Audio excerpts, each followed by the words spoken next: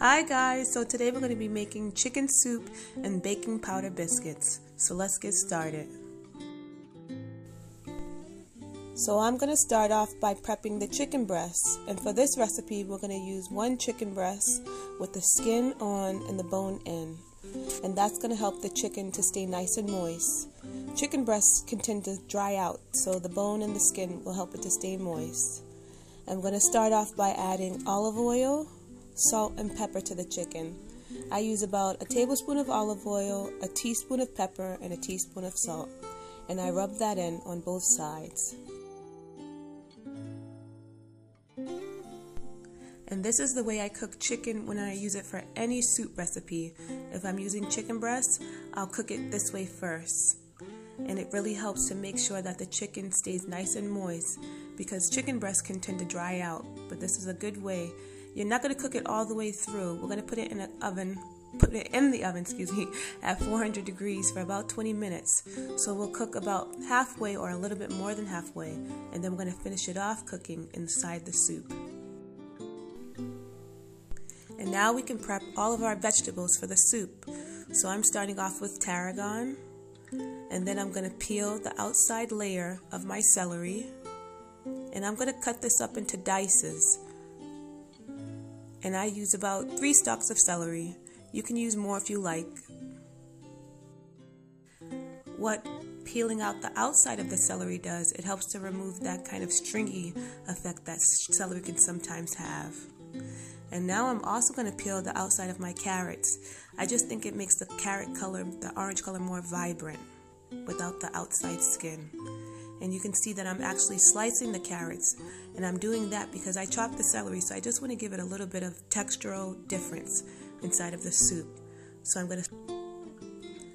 A tip for chopping up onions: if you don't want to cry, you just put it in the freezer for about 10 minutes right before you're going to cut it, and it will help you not cry. It pretty much freezes the juices or the fumes that come out that cause you to cry. So if you put it in the freezer first, it will help those to kind of seize up and freeze up, so they won't make you cry. And now we have all our vegetables ready, so we're going to start on the chicken stock. So I'm going to use about 8 cups of hot water, and I'm going to add 1 packet of Goya chicken bouillon to that. And then I'm going to add 1 can of cream of celery. If you have cream of chicken, that's even better. But I just had cream of celery, so that's what I'm going to use. So I'm going to mix those all together and set that aside. And there we have our stock that we're going to use a little bit later. And if I was making chicken and dumplings, I would use the cream of celery and the cream of chicken and mix it up just in the same way. And now we have our chicken breast that we put in the oven. It's out the oven, it's still warm. I let it cool off for about 20 minutes, but I'm going to remove the skin and then remove the bone, and then I'm going to shred it up into little pieces so it can be ready for our soup. And if you see pink, that's okay, because it's going to cook more inside of the soup. So don't worry about it. It will cook all the way through in our soup.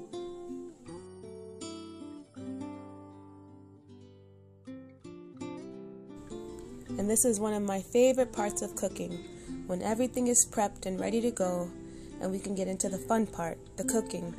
So let's get started. It's going to go quick. So we're going to start off by adding 2 tablespoons of olive oil to the pan, and the heat should be on medium-high. And then we'll add all of our vegetables, and we'll saute those for about 5 minutes, just until they're tender. And then I'm going to add some tarragon. I add about a tablespoon. If you don't have tarragon, you can use thyme or any other herb that you have. And moving quickly, we're going to add in our chicken broth, and we're going to add that all in and then give it a good stir. And lastly, we're going to add in our chicken breast that we shredded up, and we'll mix that together. And as quick as that, you pretty much have all your soup ready. And it looks a little thin now, but it will thicken up as it cooks. And if you want it to be even more thicker, you could add a little bit of flour, about a tablespoon, and maybe 2 tablespoons, because it's quite a lot of liquid. And now we're going to get started on our biscuits.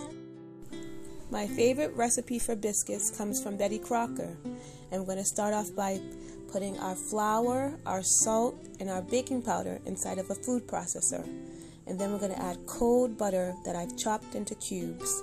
And we're going to mix that in until it's about the size of peas, like little breadcrumbs. And shown off camera, I added cold milk just until the dough came together. And now you can see our dough is nice and soft. It shouldn't be too sticky, it should be nice and soft. And I like to pat mine out until it's about 1 inch thick, and then I start cutting up my rounds for my biscuits. The key to any good biscuit is to make sure that your butter is cold and your milk is cold, and you just want to add the liquid until it comes together. The dough should be a little sticky, but not too much. You don't want it to be too wet.